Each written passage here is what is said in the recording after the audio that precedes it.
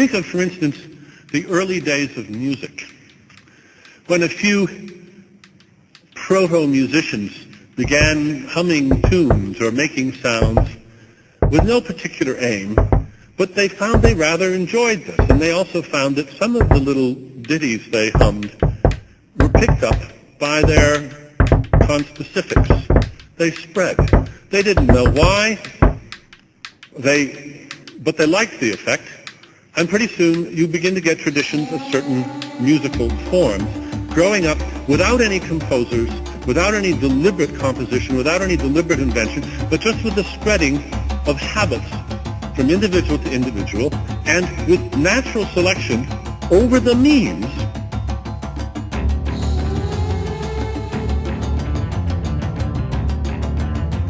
pruning these down to the ones that were the best replicators, the one that stuck in the head the best, the ones that were most readily transmitted from one singer to the next, and so forth.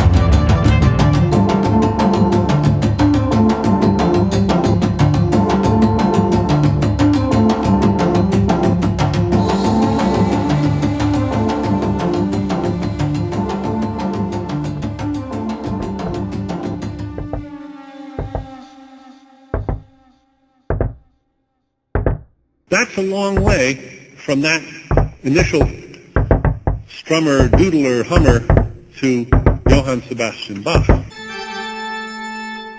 Bach is a methodical breeder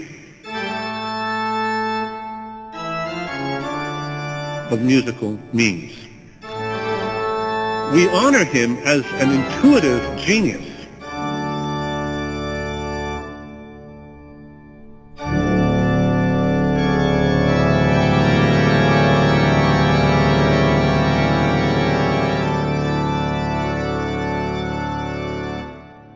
But the fact remains that part of his genius lay in the extremely resourceful use he made of the domesticated materials that he was given.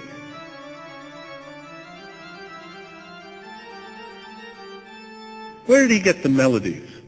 He got them from the culture. He took the melodies that already had been polished and honed for generations in his culture. These were the tunes that people already knew, the tunes that already struck chords in their hearts that had tremendous emotional resonance for them. He had the wisdom to take those domesticated tunes and then run variations on them, putting them together into new, more artful forms. And he used all the technology at his disposal. He used counterpoint. He used musical notation. He used all the latest instruments. He was the musical technocrat of his age. He was not just an intuitive genius. He was a musical sort of proto-engineer doing with musical means what breeders were doing to improve the breed of domesticated species. Now, as the 20th century winds down, we're beginning to discover that the fourth category of cultural engineering is looming, and that's what you might call mimetic engineering.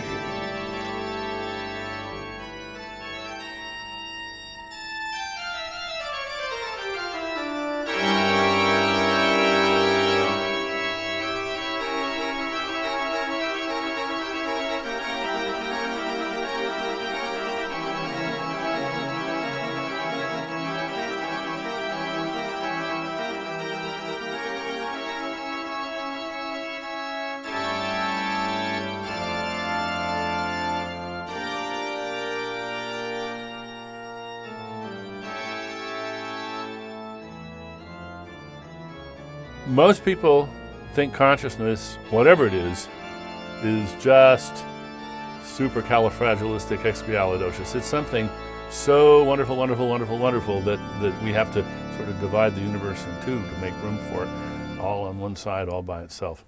And I understand why they think that, and I think it's just wrong. It is wonderful. It's astonishingly wonderful, but it is not a miracle, and it isn't magic. It's a bunch of tricks. And it really is. I like the comparison with magic because stage magic, of course, is not magic. It's a bunch of tricks. And consciousness is a bunch of tricks in the brain. And we're learning what those tricks are and how they fit together.